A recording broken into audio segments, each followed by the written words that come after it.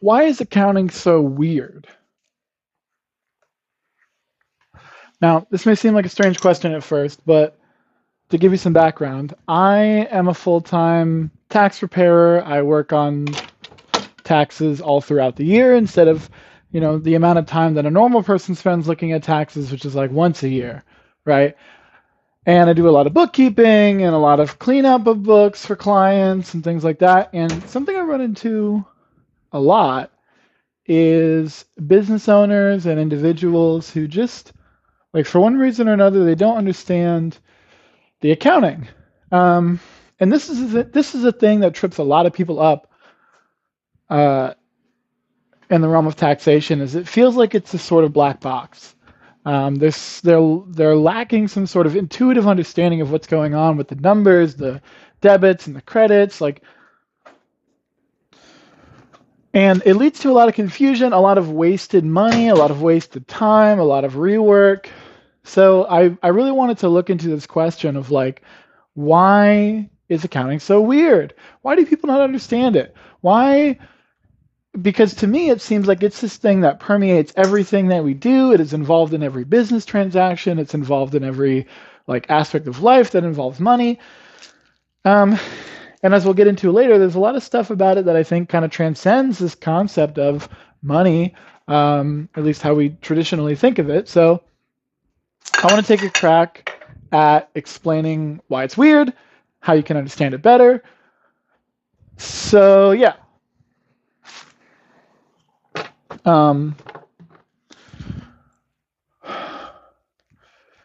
So the thing I want to start off with is that accounting is old, like really old, like prehistoric old. Basically, as long as there's been humans, there's been some degree of commerce, and as long as there's been some degree of commerce, there's been some degree of accounting. And it's changed a lot over, history and civilizations and stuff. Like, not every society had capitalism, not every society had money. A lot of places were barter and trade and all that before modern, systems of money came around. But there's always been an exchange of value of some kind, even in a totally, egalitarian society. You just do things for people and all that, but you want to keep track of stuff. Any situation where you want to keep track of stuff, you're going to have some kind of system of accounting for. So accounting is very old. And there's kind of an interesting side story in there about the history of numbers, which is that history or accounting is actually older than the concept of a negative number.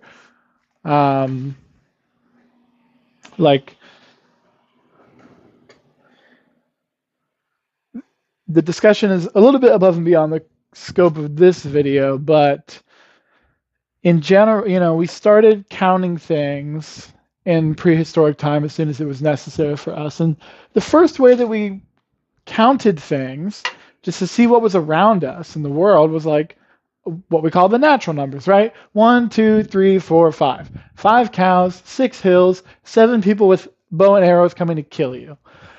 And that worked okay for a while, but as soon as we got into situations where we had more than 50 or 100 or something, it was really hard to keep track of. And then even more so when we started to do commerce and we started to have things like debt where you could owe somebody money, it was possible to have negative stuff. We could have, because before that, negative numbers didn't really exist, right? What is the point? Because the only reason we have numbers and math and all that is to serve a purpose for human activity. Because laws of physics exist in the real world, but math is something we made up. Math is just a language that we use to describe it. And like any other language, it's evolved and changed over time. So there was no point in needing to define 4 cows and then you give away 3 cows, so you had 1 cow. But there was no point in needing to answer the question, if I have 3 cows and you take away 4 cows, how many cows do I have? Because it's impossible. But as soon as we started to introduce debt, negative numbers became possible. So now you could owe somebody money. You could owe somebody more money than you had, in which case you kind of had negative money. And negative numbers were not popular when they first came around. Like, it took a couple hundred years for people to really get behind the idea of a negative number and see its value, especially mathematicians and all that. And really, the concept of a negative number didn't start to be popularized and widely used until around the 1700s. Now, double entry bookkeeping, the modern basis for all accounting, was invented in like 1492. Accounting is older than negative numbers. That's why debits and credits have no negatives. And really, when we're thinking about it, like there are lots of different ways that financial statements can be presented nowadays, but negative numbers shouldn't really exist in accounting, just the way that we've like developed that system. I think as accountants, like we should really put the idea of a negative number kind of out of our head. Nothing can ever be negative, right? Because everything is either a debit or a credit.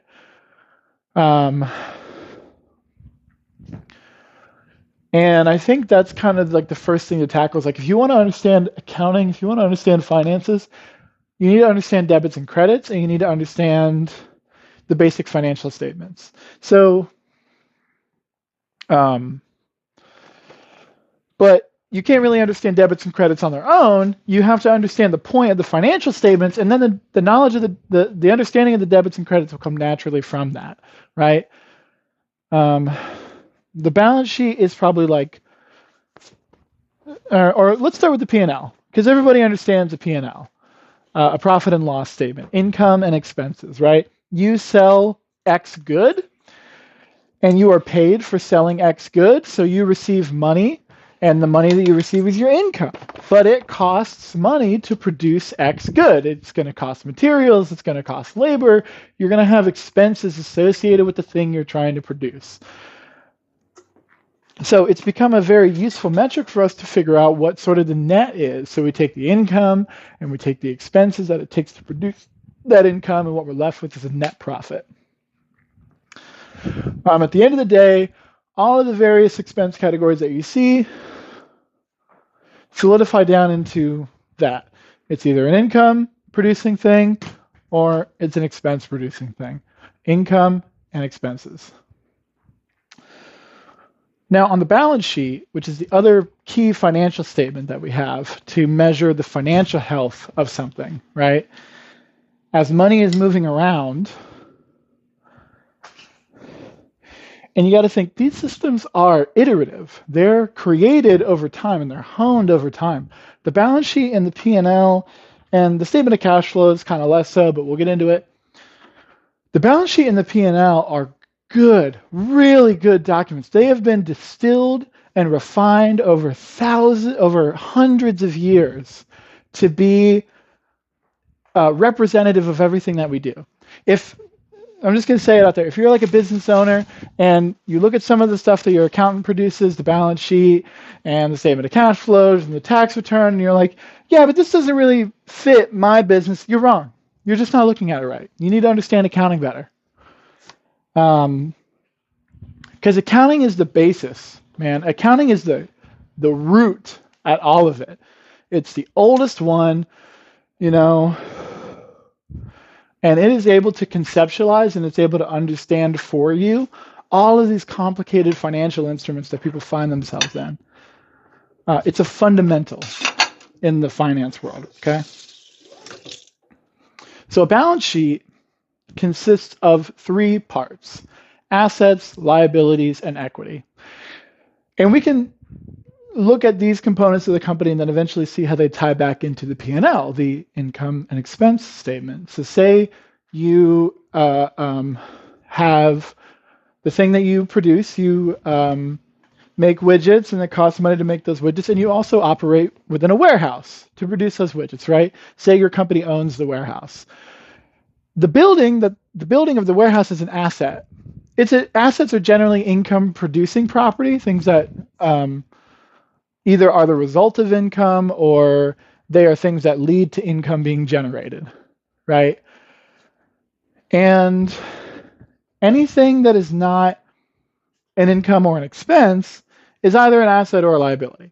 So you got to think like, and part of the reason we classify things as assets or liabilities is because an expense can usually be tied to a particular transaction or a particular, like a single moment in time.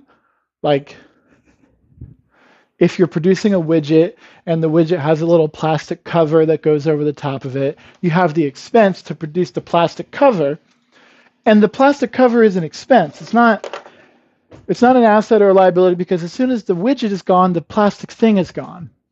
But say you owned a truck to move the widgets from the warehouse to the store that sells them, right?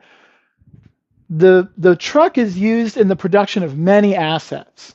Its lifespan exists over many cycles of income production, and so we classify that as an asset, something that's going to help you along your journey to build wealth, right?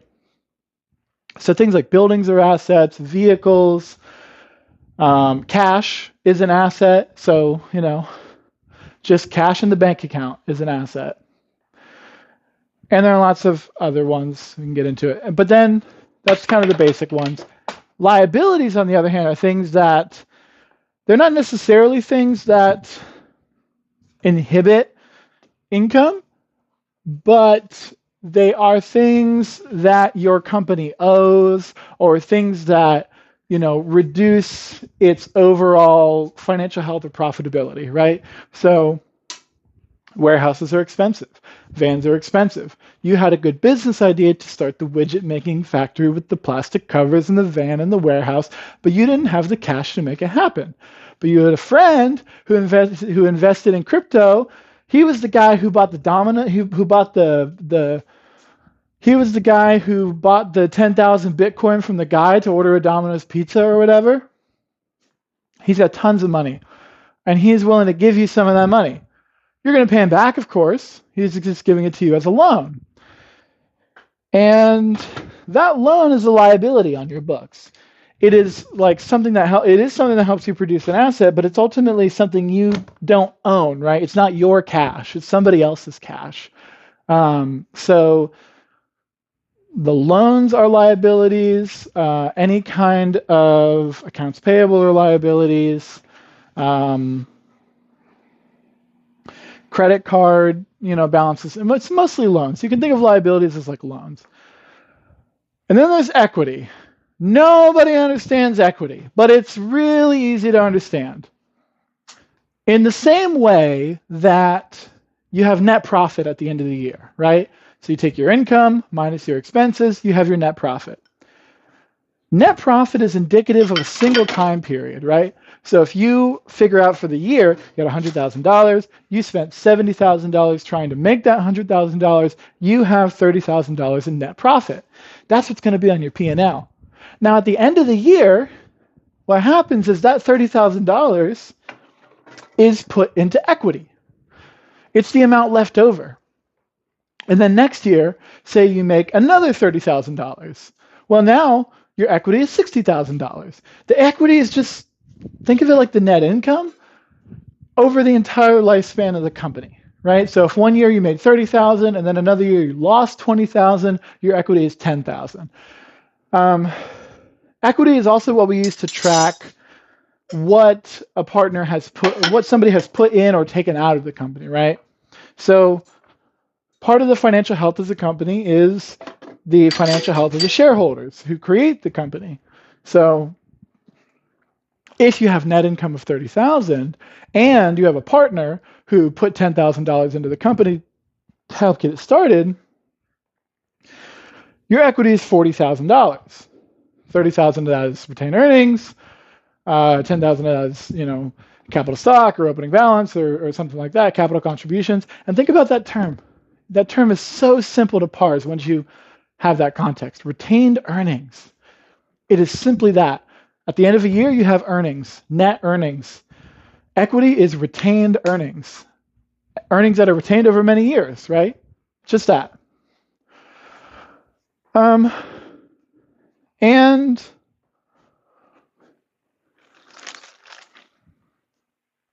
So that's equity, assets, liabilities, and equity. Those are the things that make up the balance sheet. And usually what winds up happening is a business has a mix of all of these things, right? They may have a cash in the bank of $20,000. They may have a loan on the books for $100,000. They have equity of $100,000, and then they have a building on the books that's worth, $170,000 or something like that. And what's important to remember is that it's called the balance sheet because it balances, right? The assets are always 100% every single time in balance with the liabilities and equity. They match each other. And that may seem confusing when you think about it first. It's like, what do you mean? Like, they're not, what rule is there that says that they have to balance? If I have more cash, then I have more assets and less liabilities, right? No, because of the way the double entry bookkeeping works. So double entry bookkeeping is this really clever way that we figured out 500 years ago, and a lot of people are still trying to figure out how it works today. But that's okay. That's what we're here to do.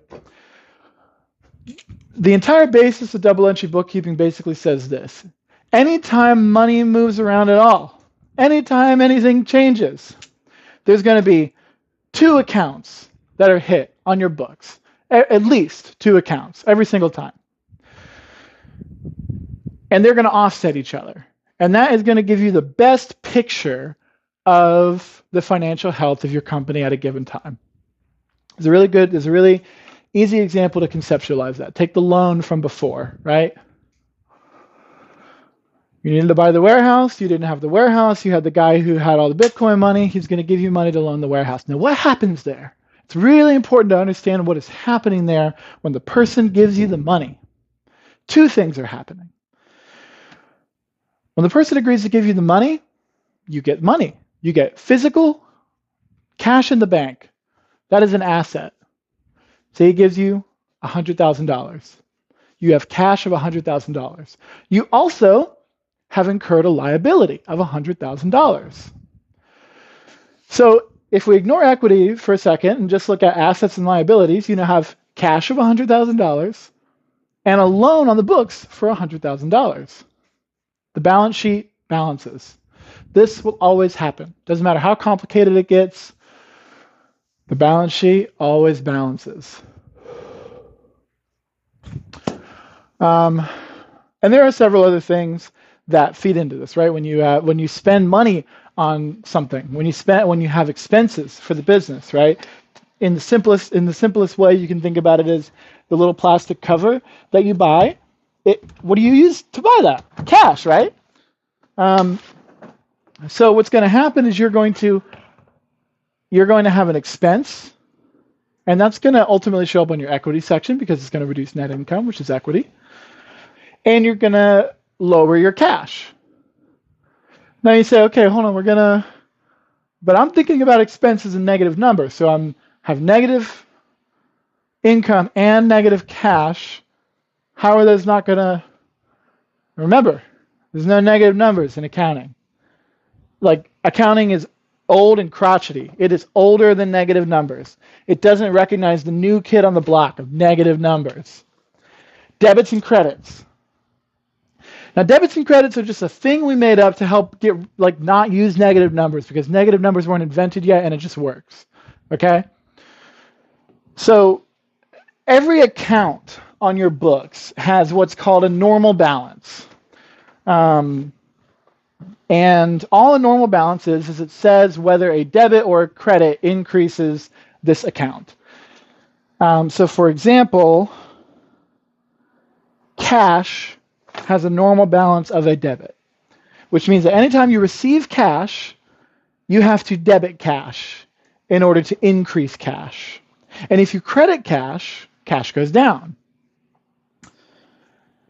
And this is really, there are some visualizations that we used back in the olden days to help understand this, because debit literally means left, and credit literally means right.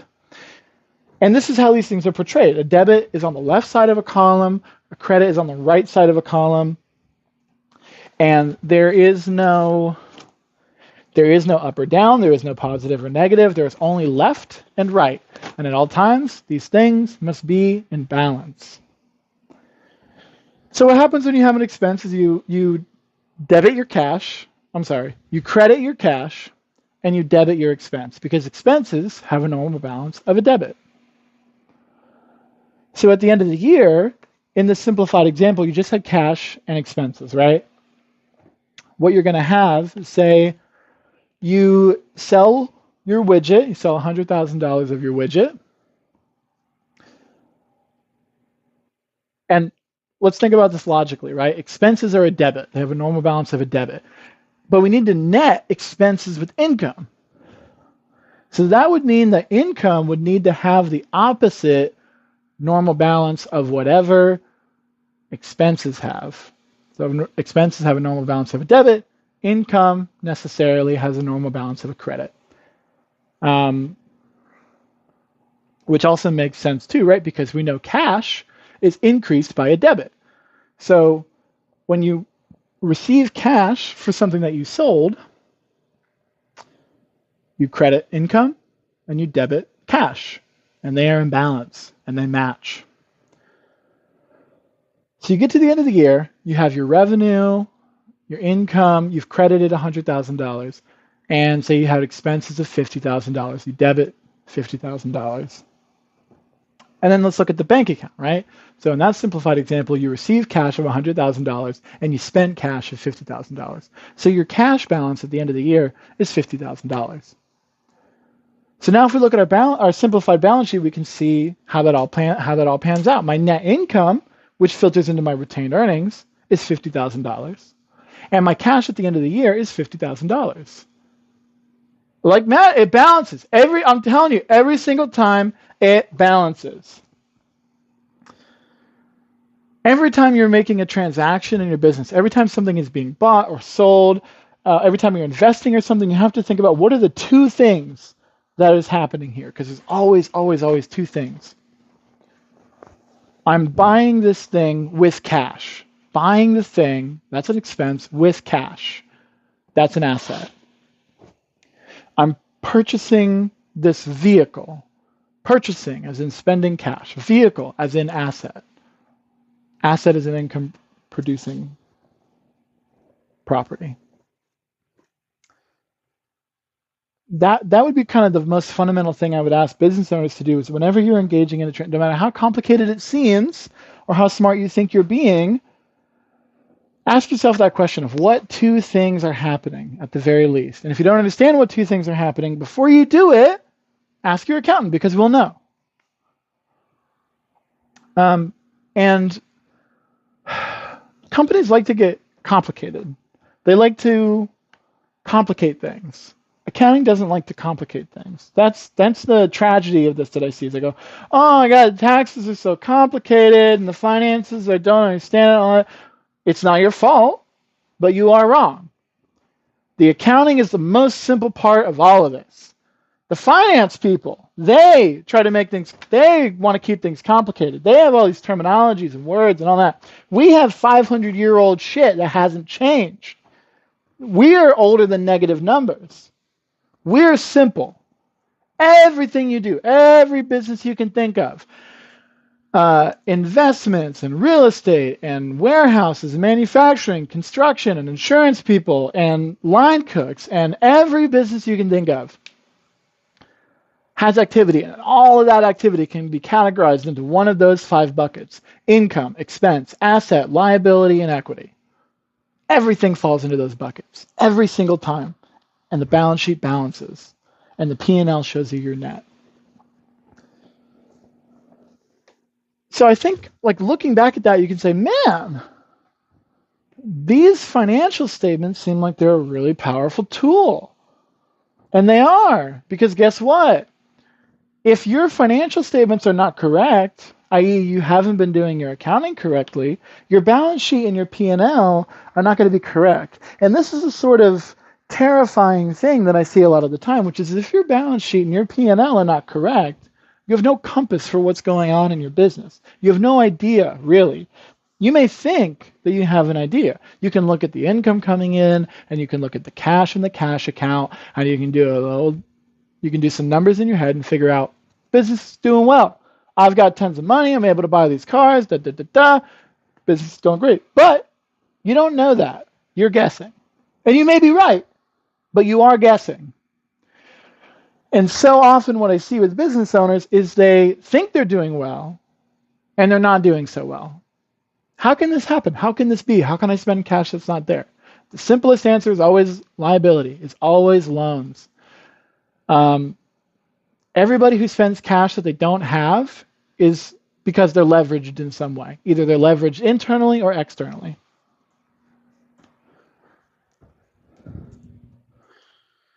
You know, a lot of times what we see is we see people who are moving fast throughout various businesses, right? They are,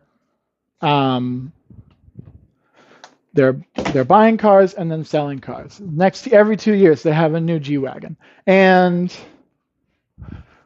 their actions tell them that this is fine because they keep being able to do it, right? But what they don't realize is that the only reason they're able to buy the G-Wagon is because they're getting bridge loans every year and making the payments on it. And so now they have cash, but they have a liability. It's not their money, but they can do something with it anyway. And that can be a useful tool to be able to have leverage and to be able to have control over cash without having to earn it. That can be really useful stuff. But it can also be easily abused and misused and put you ultimately in a worse position. Accountants never want to do that. We always want to see the assets and the equity be the strong part of the balance sheet, not the liabilities. We want to see, and you know, we're not hoarders either. We're usually, I mean, some of them are. It's a huge field, but in general, I think what you see is accountants don't look at a balance sheet and they're, oh, you need to keep all this cash in here and don't spend any of it because no, we want you to be reinvesting in your business because as long as you're producing assets, you're just moving stuff from one pocket to the next, right? If you buy a vehicle or a piece of property or some other thing, or you invest in a service that can increase your workflow and your production and all that, you're generating assets or you're generating more income, and that's good. But if your balance sheet is just barely being kept in balance because you're leveraged up to your eyeballs and you keep taking out loans every year and you're just barely paying it off and you have vendors and your business is not doing well. And if at the end of the year, you are not able to pull a balance sheet and a P&L and trust those numbers with 100% validity, you don't know what's going on in your business. If you never look at the tax return for your business, you don't know what's going on with your business. If you don't look at your 1040 every year when you file it and understand what's going on there, you don't understand what's going on with your business. Simple as that.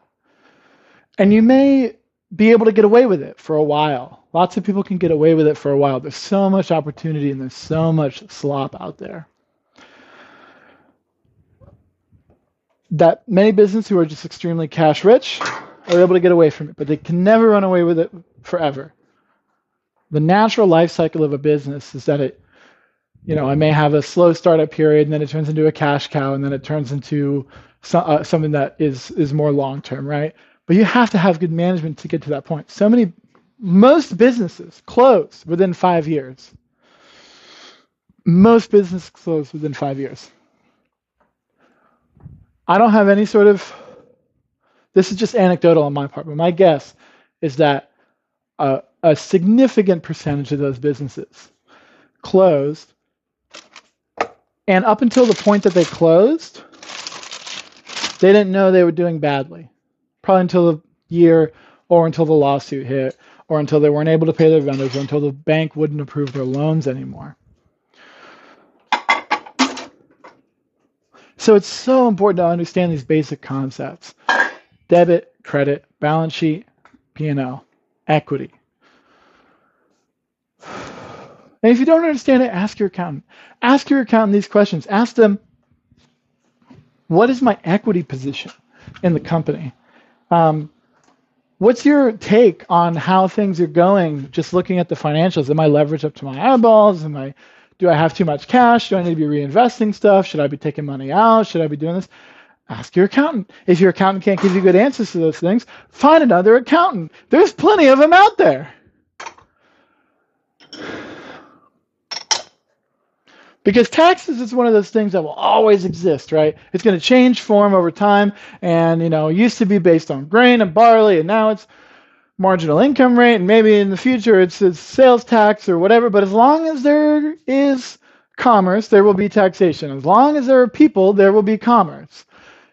So the taxes aren't going anywhere. And if you have a conceptual understanding of these concepts, not understanding any of the details or the numbers or the code sections or anything like that, if you understand the philosophy behind taxation, what it does, and what the financial statements are trying to tell you, no matter what system you're under, you'll thrive. But every single time when a person goes into an activity with ignorance, they are subject to much more risk. If you don't understand what you're doing, you have no idea to gauge whether or not you're being successful. If you have no compass, you have no way to tell where you're going or where you are, and you're much more likely to get lost in the woods and eaten by a bear. A good accountant should be your northern star. It should be the magnetic field of the earth, guiding you towards north. If your accountant isn't doing that, find another accountant. There will always be accountants out there.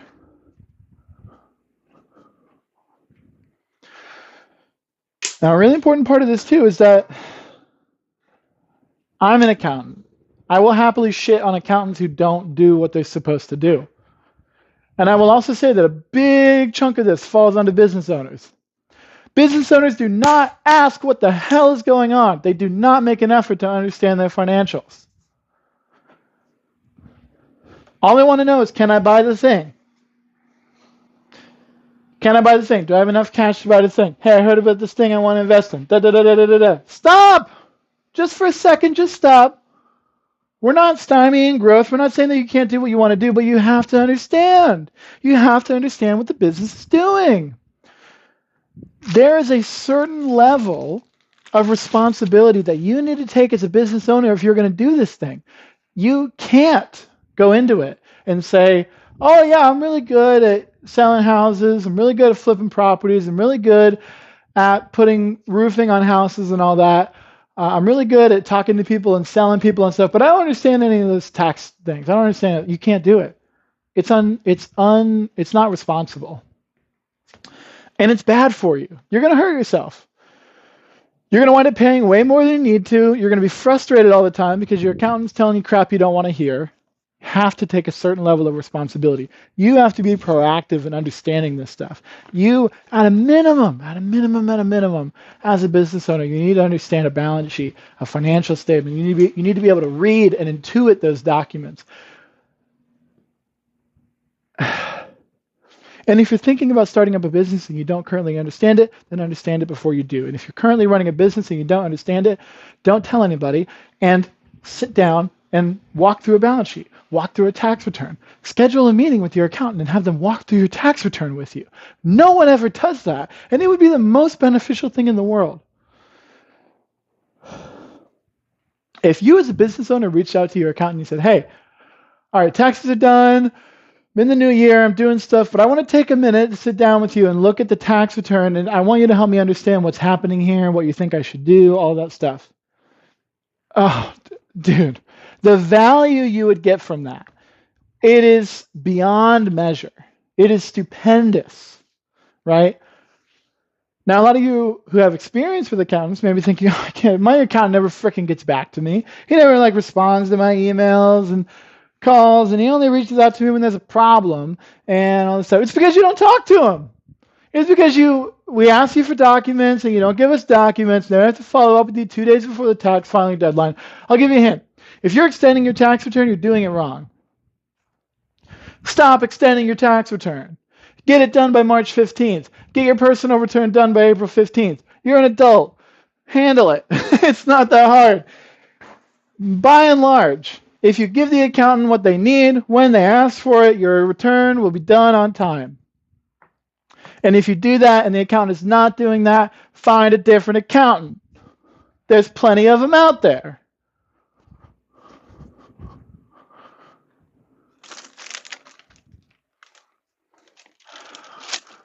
But there's so much value that your accountant can offer you. There's so much that we know about not just your business, but all of the businesses in your industry, all of the industries in which you operate. Because for the most part, a lot of accountants are cross-sectional, right?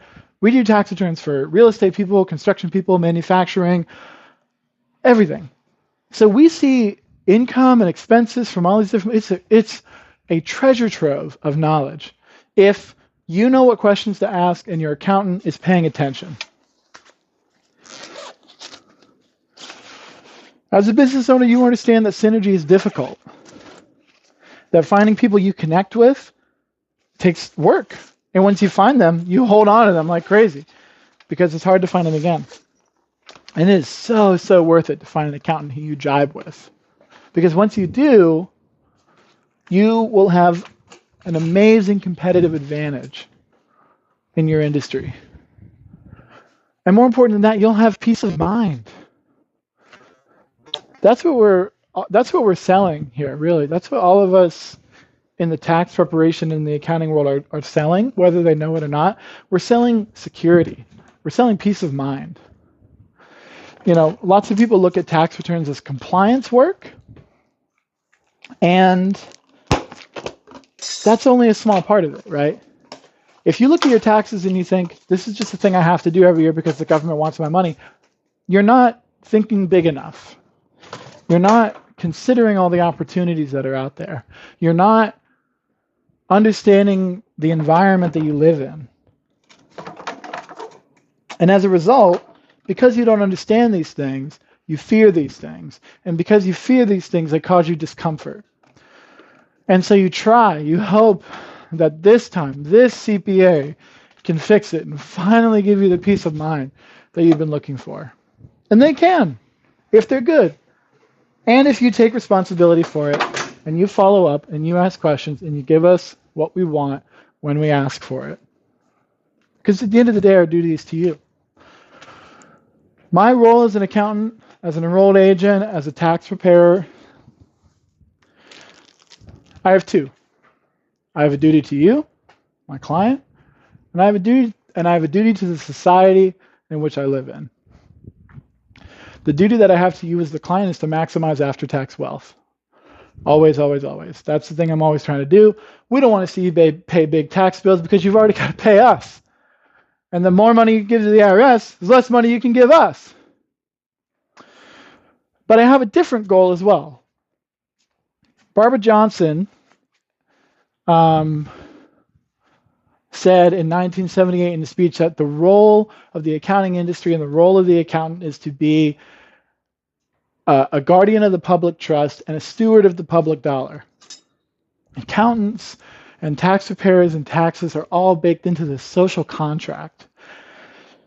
And if we believe that it doesn't matter, if we stray too far from these fundamentals and believe things that are not true, we weaken the social contract.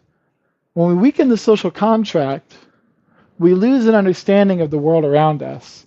When we lose understandings of things, we become fearful of them. That fear causes us great discomfort. So my advice to you, as a business owner, is to understand your role in the social contract. Understand what your responsibility is to the clients that you serve, to yourself, and to the society that you live in. And to do things that are in your power to strengthen the social contract rather than weaken it. To do the things that you can to strengthen your own position rather than weaken it. To do the things that you can to strengthen your client's position rather than weaken it. And if you act in the self-interest of those three parties, you'll be fine. You'll be great. You'll feel amazing about the taxes you're saving and the taxes you're paying and where the money in the business is going and how much money you have and your future, and all that stuff will happen if you understand and take the time to understand.